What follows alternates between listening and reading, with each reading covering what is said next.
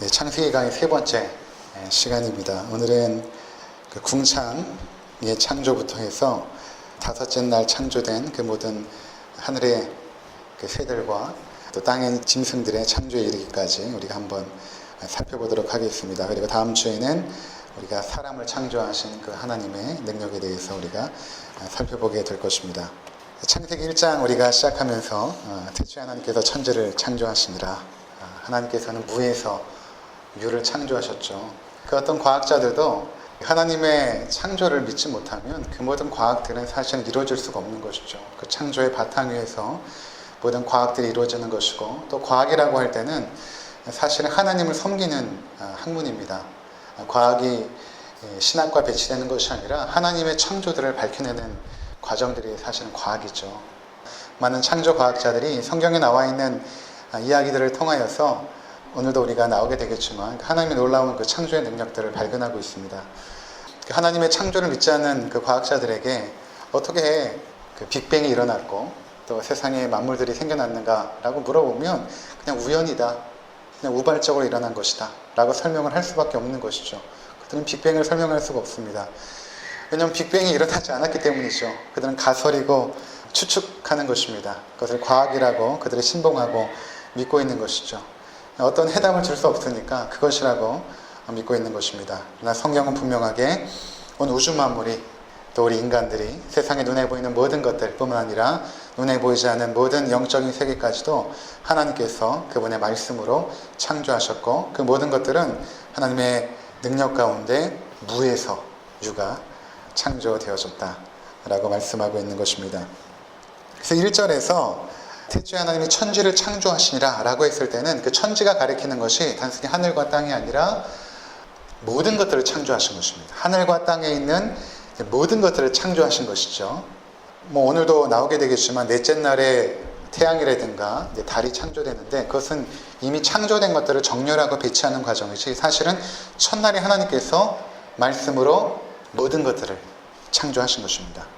그러면서 2절에 우리가 살펴보았던 것이 땅이 혼돈하고 공허하며 흑암이 깊음 위에 있고, 하나님께서 창조하셨지만 아직 그 모든 것들이 정렬되지 않고 배치되지 않고 어떠한 질서와 원리를 담고 있지 않았기 때문에 그것을 성경은 공허와 그리고 혼돈 상태였다 라고 말하고 있는 것입니다. 모든 별들이라든가 지구조차도 혼돈과 공허 상태에서 무질서하게 펼쳐져 있는 상태를 말씀하고 있는 것입니다.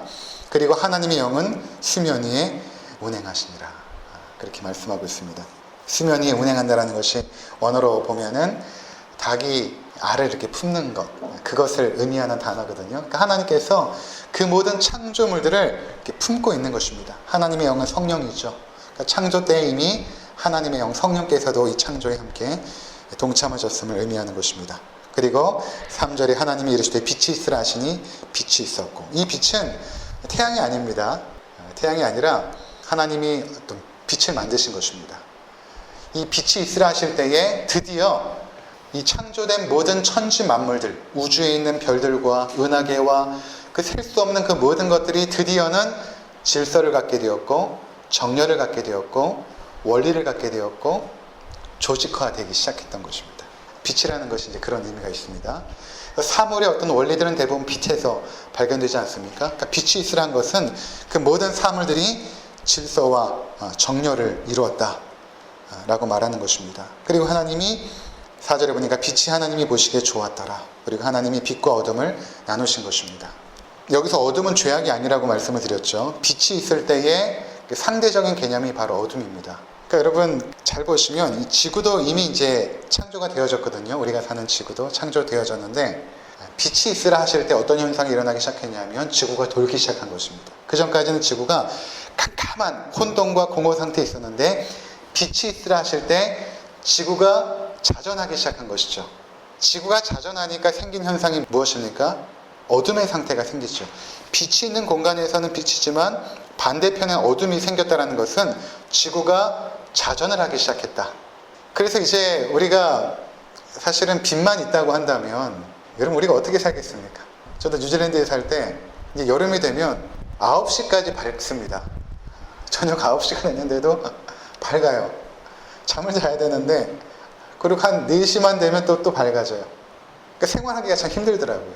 사람이 좀 어두워져야 쉬고 안식을 누리는데 빛만 있다면 사람이 안식할 수 없죠. 그러니까 하나님이 창조한 모든 것들은 빛 가운데 활동하고 사물의 본질을 드러내고 어둠 속에서 쉼과 보존과 자기를 정비하는 그런 시간을 갖게 되는 것이죠. 그래서 하나님께서 빛과 어둠을 나누사 빛 가운데서 활동하게 하시고 어둠 가운데서 모든 사물들이 쉬게 하시는 그런 배려들을 하기 시작하십니다. 지구가 자전하니까 생긴 현상이 무엇입니까? 날이라는 24시간의 개념이 생긴 것입니다. 그래서 5절에 보니까 하나님이 빛을 낮이라 부르시고 어둠을 밤이라 부르시니라 저녁이 되고 아침이 되니 이는 첫째 날이니라. 드디어는 빛이 있으라 하실 때 지구의 자전과 함께 낮과 어둠이 생기면서 24시간이라는 시간을 하나님께서 정하신 것입니다. 하나님께서는 사실 첫날에 모든 것들을 다 창조할 수 있습니다. 빛뿐만 아니라 인간까지도 모든 동물들까지도 첫날에 그분의 전능하신 능력으로 다 창조할 수 있지만 그렇게 하지 않고 하루를 24시간으로 정하시고 그리고 6일 동안 창조하시고 7일째 안식하시죠. 왜 그렇게 시간의 개념을 만드시고 공간의 개념을 만드시고 낮과 어둠을 나누시고 왜 그렇게 하셨을까? 한 번에 다 하실 수 있는 전능하신 하나님이신데 그것은 바로 우리들로 하여금 한 주라는 시간 속에서 너희가 계획을 하고 어떠한 삶을 살고 그렇게 너희의 삶을 조직적이고 계획적이고 어떠한 마디마디를 두고 살아라 라고 하신 하나님의 뜻이 담겨져 있는 것입니다. 7일이라는 그 시간들을 하나님께서 사용하시면서 그래서 우리도 마찬가지로 한 주라는 단위로 우리가 살아가지 않습니까? 하나님께서 일부러 그렇게 하신 것입니다. 우리를 배려하시는 그분의 능력이죠. 그래서 첫째 날 그렇게 창조가 되어졌습니다. 그리고 오늘 둘째 날 살펴보면 6절에 보시면 하나님이 이르시되 물 가운데에 궁창이 있어 물과 물로 나뉘라 하시고 하나님이 궁창을 만드사 궁창 아래의 물과 궁창 위의 물로 나뉘게 하시니 그대로 되니라. 하나님이 궁창을 하늘이라 부르시니라. 저녁이 되고 아침이 되니 이는 둘째 날이니라. 둘째 날에 궁창을 창조하는데 그러니까 물이 있었다라는 것이죠. 그러니까 지구 가운데 하나님께서 창조하신 지구를 물이 덮고 있었다라고 생각하시면 됩니다. 거대한 물이 지구를 덮고 있었죠. 처음에 창조했을 때 아마 지구라는 땅은 불덩어리였을 것입니다. 근데 하나님께서 물을 그곳에 두시고 이 지구라는 땅을 식히시고 또 물이 있어야 모든 생물들이 존속하기에 이미 물로 이 땅을 덮어버리신 것입니다. 이 덮고 있는 물을 하나님께서 어떻게 하시냐면 이 성경 표현에 보면 이것을 펴셨다 이렇게 그러니까 우리는 이제 물과 물로 나뉘라 이렇게 표현이 되어 있는데 원문에 보면 이것을 펴셨다. 그러니까 물층을 둘로 이렇게 나누신 것입니다. 지구를 덮고 있는 물을 반으로 나눠가지고 한쪽을 이제 위로 올리시고 한쪽은 그대로 내리셔서 이 지구를 덮고 있는 물과 그리고 대기층 위의 물로 나눠버리신 것입니다. 그리고 중간에 생긴 공간을 이 부분은 하나님께서 창조하신 것이 아니라 물과 물층을 나누자 자연스럽게 생긴 이 공간을 뭐라고 불렀냐면 궁창이라고 부른 것입니다. 그러니까 우리가 이렇게 하늘을 딱 봤을 때에 궁창이 어디냐면 바로 대기권이죠. 대기권입니다. 우리 눈에 시야에 볼 수 있는 이 궁창, 대기권입니다. 땅 위의 물과 땅 아래의 물로 나뉘어진 것이죠. 그래서 원래 하나님께서 창조하셨을 때 이 지구에 있는 궁창 위에 물이 있어서 마치 온실효과처럼 지구라는 곳에 있는 모든 생명체들이 아주 살기 적합한 그런 곳이 되었다라는 것이죠. 지금 오존층이 많이 파괴돼가지고 막 여러 가지 피부암도 생기고 그러지 않습니까? 근데 그 지구라는 그 공간을 하나님께서 물층으로 원래 덮으신 것입니다. 두 가지 의견이 있는데 한쪽에 이제 그 창조 과학자들은 어떻게 말하냐면 하나님께서 이 물층을 완전히 밀어서 저 우주 바깥쪽으로 우리가 확인되지 않지만 우주 바깥쪽까지 밀어내셨다라고 말하는 부분도 있고 또 대부분 우리가 이해하기는 대기층 위에 물층이 있었다. 근데 그 대기층 위에 있었던 물층이 지금은 없죠. 왜 없을까요? 들어보셨을 거예요. 그렇죠? 이 대기층에 있는 물층이 왜 없어졌냐면 나중에 창세기 7장에 보면 노아의 홍수 때 하나님께서 그 물을 쏟아내리게 하십니다. 그래서 그 물층이 없어졌죠. 다 내려오죠. 거대하게 이 하늘에 있는 물이 다 쏟아져 내려오니까 이 지구라는 땅이 물로 덮이지 않겠습니까? 거대한 물로 홍수가 일어나게 된 것이죠.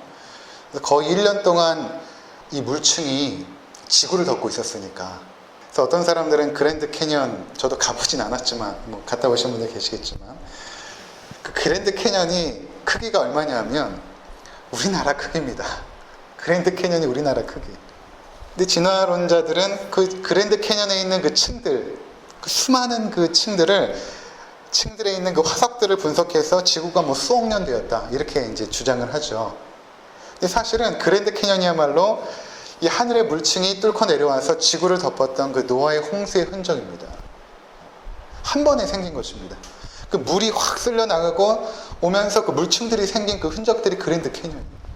근데 그랜드 캐년 같은 곳이 뭐 지구에 그랜드 캐년만 있는가? 저도 뉴질랜드를 쭉 남섬과 북섬 여행하다 보니까 그런 곳이 있더라고요. 그러니까 그런 곳이 세계 곳곳에 있거든요. 그러니까 노아의 홍수의 흔적들이 지금도 남아있는 것이죠. 뭐 수억 년 동안 그 층들이 생긴 것이 아니라 노아의 홍수 때 그러한 물층들이 떨어져 내려와서 이 지구를 덮고 왔다 갔다 하면서 그 층들이 생긴 그 현상들.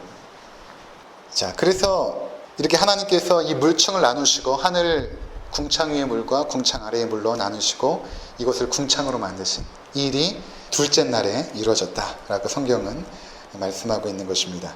자, 9절부터 보면 이제 셋째 날 하나님께서 창조하시는데 이 셋째 날은 땅을 창조하십니다. 성경은 무치라고 표현하는데 땅이라고 이해하시면 됩니다. 이제 9절 한번 보시면 하나님이 이르시되 천하의 물이 한 곳으로 모이고 무치 드러나라 하시니 그대로 되니라. 하나님이 묻을 땅이라 부르시고 모인 물을 바다라 부르시니 하나님 보시기에 좋았더라. 여기 보니까 이미 물이라는 것이 지구 위에 있었죠. 지구 위에 있었는데 이 지구를 덮고 있었던 이 물을 하나님께서 한 곳으로 모으십니다. 모으시자 한쪽은 땅이 되어지고 한쪽은 바다가 되어지는 것이죠. 하나님께서 그렇게 하신 것입니다. 그러면서 성경은 하나님 보시기에 좋았더라, 그렇게 말씀하십니다. 그래서 그 바닷물을 이쪽으로 모으시면서, 한쪽으로 모으시면서 드러난 그 무태에 있는 그 모든 그 수증기들을 하나님께서 급속하게 증발시키시면서 그곳을 땅으로 이제 만드신 것입니다. 그래서 이제는 땅에서 인간들이 살고 또 모든 가축들과 식물들이 자랄 수 있는 그런 환경의 토대들을 지금 하나님께서 하나하나 지금 만들어 나가고 있는 것입니다.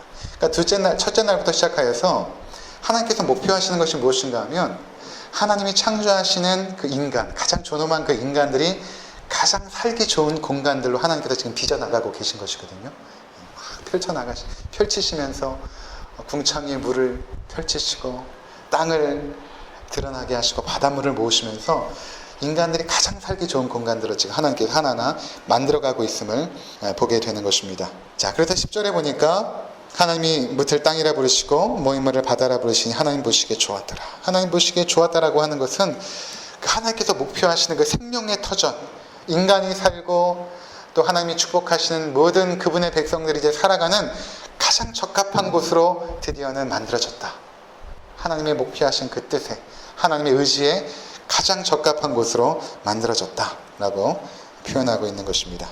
그리고 나서 11절에 보니까 하나님 이르시되 땅은 풀과 씨 맺는 채소와 각기 종류대로 씨 가진 열매 맺는 나무를 내라 하시니 그대로 되어 땅이 풀과 각기 종류대로 씨 맺는 채소와 각기 종류대로 씨 가진 열매 맺는 나무를 내니 하나님 보시기에 좋았더라.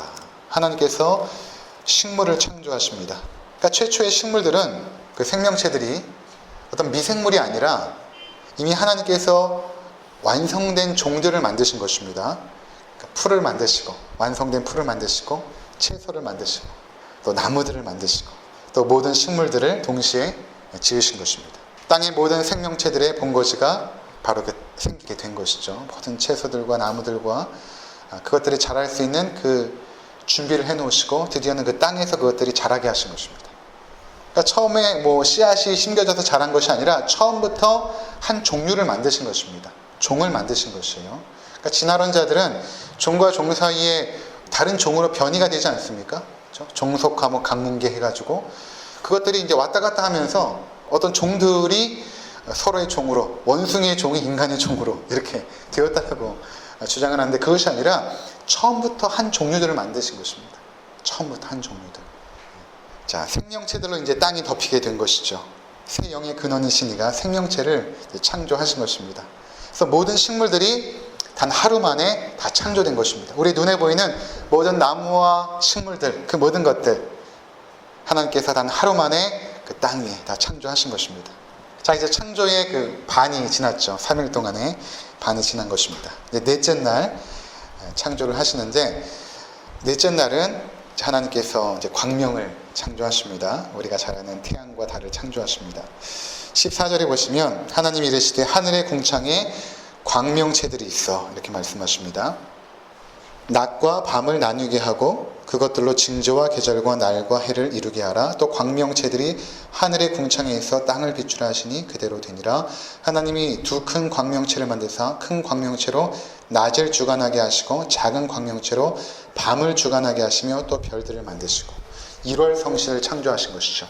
해와 달과 별들을 이제 창조하십니다. 그래서 드디어는 하나님께서 해를 창조하십니다. 원래 있었던 그 행성 가운데 하나님께서 그것이 발광하게 하신 것입니다. 발광체로 만드신 것이죠. 이렇게 창조된 것이 아닙니다. 해가 이미 있던 것에 하나님께서 능력을 베푸시니까 드디어는 그곳에서부터 빛이 비추기 시작한 것입니다. 그리고 달도 발광체는 아니지만 그 햇볕을 받아서 저녁에는 빛을 비추게 하시는 달과 별을 만드신 것입니다. 뿐만 아니라 별들을 만드신 것이죠. 모든 우리 눈에 보이는 그 수많은 별들, 뭐 지금은 잘 보이지 않지만 여러분들이 정말 맑고 깨끗한 그런 곳에 가시면 정말 수없는 별들이 보입니다. 바로 눈앞에 그런 별들을 하나님께서 창조하신 것이죠. 별들도 아까 말씀드린 것처럼 하나님께서 만드신 것이 아니라 이미 있었던 것에 빛을 발광하게 하신 것입니다. 이미 있었던 그 행성들이 이제는 태양처럼 빛을 비추게 하시는 그 일이 일어난 것이죠. 그래서 별들도 발광체가 되게 하신 것입니다. 그리고 지금까지는 지구가 자전을 통하여서 밤낮이 정해졌는데 이제 태양이 생기자마자 자전과 공전을 하도록 하나님께서 이제 질서를 부여하신 것이죠. 자전을 하면서 태양을 도는 공전의 운행들이 이제 태양이 빛을 밝히기 시작하면서 시작이 되어진 것입니다. 하늘의 태양과 별들 때문에 사철과 날짜와 연대가 정해지게 된 것입니다. 이 태양 때문에 그 지구도 봄, 여름, 가을, 겨울 이런 계절들이 생기고 또 날짜들이 이제 생기게 되지 않겠습니까? 이제 태양을 돌기 시작하면서 날짜들이 생기고 연대가 정해지고 이런 이제 역사들이 이제 생기기 시작한 것입니다. 이제 별들도 이제 지구를 이제 비추게 된 것이죠. 그러니까 별들의 목적은 사실은 그 자체에 있는 것이 아닙니다. 우리가 뭐 별들을 탐사하고 뭐 그러는데 그 자체로서 목적이 있는 것이 아니라 하나님께서 이 지구를 비추게 하신 것입니다. 그러니까 별들의 목적은 지구를 비추는 데 있습니다. 근데 지구를 비췄을 때 누구를 기쁘게 하고 싶었냐면 그분께서 만드신 우리 인간들이 그 별들을 보고 하나님의 능력과 권능을 보게 하신 것이죠. 그렇지 않으면 별들을 창조할 이유가 없습니다. 별들이 빛을 내는 이유는 우리 눈에 보여져서 그것들이 찬란하게 반짝반짝거리면서 우리가 그 별들을 보면서 하나님의 놀라운 그 창조들을 찬양하도록 하나님의 그 영광을 찬미하도록 그렇게 만드신 것입니다. 그래서 별들이 반짝이는 이유가 바로 그것인 것입니다. 그래서 별들은 사람을 섬기기 위해서 지어졌다. 그러니까 지금 우리 간혹 보면은 달이나 태양이나 별들이나 섬김을 받는 경우가 많이 있죠.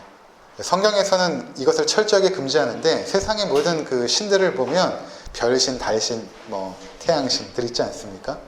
그것들을 숭배하고 그런 종교들이 많이 있죠. 하지만 하나님께서 그것들을 창조하신 목적은 인간을 위해서 창조하신 것입니다. 인간을 섬기도록 인간에게 빛을 반사하여서 하나님의 영광을 볼 수 있도록 창조가 되어진 것이죠. 그래서 태양과 별들은 지구를 비춰야 하므로 지구 위에서 언제든지 비추는 일만 하면 모든 소임을 다하는 것입니다. 태양과 별들은 정해진 때까지 지구를 비춰야 하는 것입니다. 자, 이렇게 넷째 날 1월 성신을 하나님께서 이제 창조하신 것입니다. 20절부터 보시면 다섯째 날 하나님께서 창조하신 일들 우리가 한번 살펴보도록 하겠습니다. 하나님이 이르시되 물들은 생물을 번성하게 하라. 땅 위에 하늘의 궁창에는 새가 나르라 하시고 하나님이 큰 바다 짐승들과 물에서 번성하여 움직이는 모든 생물을 그 종류대로 날개 있는 모든 새를 그 종류대로 창조하시니 하나님이 보시기에 좋았더라. 하나님이 그들에게 복을 주시며 이르시되 생육하고 번성하여 여러 바닷물에 충만하라. 새들도 땅에 번성을 하시니라. 다섯째 날에 드디어는 이 궁창 가운데 새들을 창조하시고 땅의 짐승들을 창조하신 것입니다. 그리고 바다의 큰 물고기들, 고래나 상어와 같은 큰 물고기들을 창조하신 것이죠. 그리고 그것들을 떼져 다니게 하신 것입니다. 저도 이 부분을 이제 공부하면서 왜 하나님께서 새들도 떼져 날아가게 하시고 바다의 물고기들도 왜 떼져서 다니게 하실까? 그냥 독립적으로 다니지 않고 물고기들도 떼져 다니지 않습니까? 왜 그렇게 하셨을까? 인간을 위해서 그렇게 하신 것이죠. 그것들이 인간의 기쁨을 주고 또 인간이 함께 동물들과 살면서 함께 거닐면서 인간의 외로움이나 쓸쓸함을 때로는 우리가 반려견이나 발로 고양이라든가 이런 동물을 통해서도 우리가 때로는 치유도 받고 회복되지 않습니까? 뿐만 아니라 또 하나는 이것을 우리에게 먹잇감으로 준 것입니다. 우리의 먹을 것을. 그래서 떼지어 다니지 않는다면 우리가 한 마리씩 잡느라고 어떻게 그것들을 다 먹을 수 있겠습니까? 생선 좋아하고 그런 사람들은. 하나님께서 그것들을 쉽게 잡아서 먹을 수 있도록 떼지어 다니게 역사하신 것이죠. 그래서 하나님께서 지구에 공허함이 없도록 하신 것입니다. 지구에 충만하도록. 이 지구가 공허하지 않고 인간들이 봤을 때 하나님의 충만함을 바라볼 수 있도록 하늘의 새들과 땅에 있는 짐승들을 충만하게 그곳 가운데 채워 놓으신 것입니다. 하나님의 지혜가 현란하게 땅 가운데 펴지게 된 것이죠. 그래서 모든 동물들은 사람의 생활 동반자로 창조된 것입니다. 원래는 호랑이도 그렇고 사자도 그렇고 동반자로서. 그래서 나중에 이사야서에 보면 이 창조가 회복되어졌을 때 사자들과 함께 뒹굴고 독사굴에 손을 넣어도 물지 않는 그 나라가 이제 곧 올 것이다. 그렇게 예언하지 않습니까? 그러니까 창조 때의 모습이 그랬다라는 것입니다. 주변의 동물들이 우리와 함께 동반자가 되어서 함께 살아가는 참 아름다운 그런 세상. 그러니까 나중에 이제 곧 회복이 되게 되면 이런 모든 질서들이 회복이 되어질 것입니다. 더 이상 고통당하지 않아도 되는. 그러니까 지금 우리가 최근에 동물복지 하는데 그것들이 우리의 동반자라는 개념을 갖게 되면 정말 닭이라든가 돼지라든가 이런 가축들을 그냥 갖다 놓고 그냥 먹잇감으로 키워버려서 먹어버리는 그런 일들이 이제 사라지게 되겠죠. 그런 비참함들이. 그러니까 처음에 그렇게 하나님께서 창조하셨다는 것입니다. 우스갯소리지만 제가 아내랑 전에 한번 싸운 적이 있습니다. 뭐 때문에 싸웠냐면 제가 보신탕을 먹고 왔더니 내가 말도 하지 말라고. 그러고 이제 논쟁이 벌어진 거죠. 보신탕을 먹어도 되느냐 안 되느냐 논쟁이 벌어졌는데 우리 아내의 주장은 이것입니다. 개를 하나님께서 먹잇감으로 주진 않았다. 다른 것들은 먹잇감으로 줄 수 있지만 개만큼은 먹잇감으로 주지 않았다. 근데 그 말을 들으니까 좀 설득력이 있더라고요. 근데 그 이후로 제가 먹지는 않는데 사실 모든 동물들이 마찬가지입니다. 개뿐만 아니라 모든 동물들을 하나님께서 우리의 동반자로서 그렇게 살아갈 수 있도록 주신 것입니다. 자, 이렇게 첫날부터 다섯째 날까지 쭉 오시면서 우리가 깨닫게 되는 것은 무엇인가 하면 하나님께서 인간 창조를 목적에 놓고 모든 것들을 준비하고 계신다는 것입니다. 여섯째 날 인간을 창조하시거든요. 그리고 그 모든 것들을 인간에게 주십니다. 이제 네가 다스려라. 이 모든 것들을 네가 다스려라. 말씀하시거든요. 그것들을 선물로 주시기 위해서 이 한 가지 한 가지 과정들을 하나님께서 하시는 것입니다. 마치 우리가 우리 자녀들 생일에 서프라이즈 이렇게 준비해가지고 나중에 아이들을 서프라이즈 하면서 놀래키는 것처럼 마치 하나님께서 이 모든 것들을 다 창조하시고 마지막에 인간을 딱 창조해서 선물로 딱 주시면서 너희가 이것들을 다스려라. 너희 것이다. 그렇게 하나님께서 말씀을 하시죠. 그러니까 그만큼 하나님께서 우리 한 사람 한 사람을 얼마나 존귀하고 가치 있게 여기시는가라는 것입니다. 이러한 하나님의 그 창조의 그 능력들은 우리가 살아가고 있는 지금도 마찬가지입니다. 하나님께서는 지금도 우리의 삶 가운데 역사하셔서 우리에게 기쁨을 주시기 위해서 어떤 일들을 지금도 만들어가고 있습니다. 한 가지 한 가지 내 삶에 축복의 선물들을 주시기 위해서 어떠한 일들을 진행하고 있죠. 그 중에 가장 큰 선물이 무엇이었습니까? 여러분이 그동안 하나님께 받은 선물 중에 가장 최고의 선물이 무엇이었습니까? 그것은 바로 하나님의 아들 예수 그리스도이십니다. 그분의 아들 예수 그리스도를 우리 가운데 선물로 주셨습니다. 우리를 구원하시기 위해서 그 아버지께서 우리의 죄를 사하고 우리를 그분의 자녀 삼기 위해서 그 아들 예수 그리스도를 우리 가운데 주시죠. 그리고 그 예수 그리스도를 우리에게 주시기까지 창세기 3장에서 반역한 인간들을 위하여 하나님께서 때론 책망도 하시고 징계도 하시고 심판도 하시지만 그 뒤에서는 하나님께서 그것들을 준비해 나가십니다. 노아의 홍수의 심판을 통하여 다 쓸어버리시지만 그 가운데서도 노아와 그의 가족들을 살려내시면서 하나하나 그분의 택한 자녀들을 위하여 그 구원을 준비하시는 그 역사들이 이제 창세기에서부터 이제 쫙 시작이 되어지지 않습니까? 그 역사가 지금 이 자리까지 이어지고 있다는 것입니다. 내가 예수 그리스도를 구주로 영접하고 그분을 나의 아버지로 구세주로 고백하는 그 순간까지 하나님은 쉼없이 일하고 계신 것입니다. 예수님도 이 땅에 오셔서 아버지께서 일하시니 나도 일한다. 하나님께서 6일 동안 창조하시고 7일째 이제 쉬셔야 되는데 더 이상 쉬지 못하시는 것입니다. 인간의 죄악으로 말미암아 그들을 구원해야 되기 때문에 하나님께서는 지금도 일하고 계시고 예수님도 지금도 일하고 계시고 성령님도 지금도 일하고 계시죠. 그리고 우리 가운데 구원을 선물해 주셨고 이제 우리가 영광의 나라에 이르기까지 우리의 삶을 축복의 길로 때로는 우리를 서프라이즈 하면서 큰 선물들 그것들을 하나하나 주시면서 우리 삶의 기쁨을 창조해내시고 우리 삶의 감사를 창조해내시고 우리 삶의 평안을 창조해내시고 놀라운 풍성한 은혜들을 계속해서 창조해내시는 그 하나님의 그 손길이 지금도 우리 가운데 계속되고 있는 것입니다. 그 하나님의 그 광대하심 그 앞에 서서 여러분 저도 뭐 언젠가는 가보겠죠. 그랜드 캐년 앞에 딱 서서 이게 진화의 흔적이구나 뭐 거기는 그렇게 써 있겠지만 그것이 아니라 하나님의 놀라운 이 창조의 능력이 어떻게 한국 땅만한 대한민국 땅만한 이러한 창조의 흔적들이 이곳에 있을까 그것들을 다시 한번 바라보시면서 하나님의 창조를 찬양하시고 또 밤에 떠있는 별들을 보시면서 또 꽃 한 송이를 보시면서 하나님의 능력을 찬송하시는 우리 모두가 되시기를 주 이름으로 축원을 드립니다. 기도하시겠습니다.